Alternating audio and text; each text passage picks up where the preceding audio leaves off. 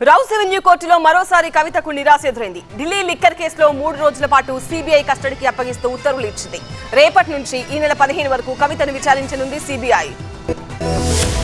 Delhi liquor కేసులో అరెస్టైన BRS MLC కవితకు వరుస షాక్లు తగులుతున్నాయి. తాజాగా ఢిల్లీ కోర్టులో మరోసారి నిరాశ ఎదురైంది. కవితను రౌస్ రెవెన్యూ కోర్టులో హాజరుపరిచిన సిబిఐ కేసుకు సంబంధించి విచారించేందుకు ఆమెను కస్టడీకి ఇవ్వాలని న్యాయస్థానాన్ని కోరింది.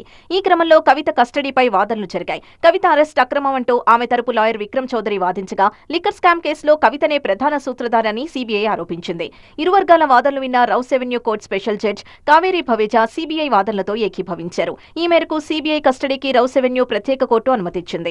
సిబిఐ 5 రోజుల కస్టడీని కోరగా 3 రోజుల కస్టడీకి కోర్టు అనుమతిచ్చింది. దీంతో 13, 14, 15 తేదీల్లో కవితను కస్టడీకి తీసుకుంది సిబిఐ. రేపటి నుంచి ఈ నెల 15 వరకు సిబిఐ కస్టడీలోకి తీసుకుని కవితను విచారించనున్నారు.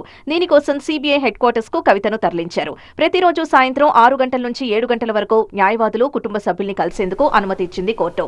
మరోవైపు కవితకు ఢిల్లీ కోర్టులో వరుసగా నిరాశ ఎదురవుతోంది. కవిత దాఖలు చేసిన 2 పిటిషన్లను ఢిల్లీ కోర్టు తోసిపుచ్చింది. సిబిఐ అరెస్ట్, సిబిఐ కస్టడీ పిటిషన్ను సవాల్ చేస్తూ కవిత పిటిషన్లు వేగా ఆ రెండింటినీ తిరస్కరించింది.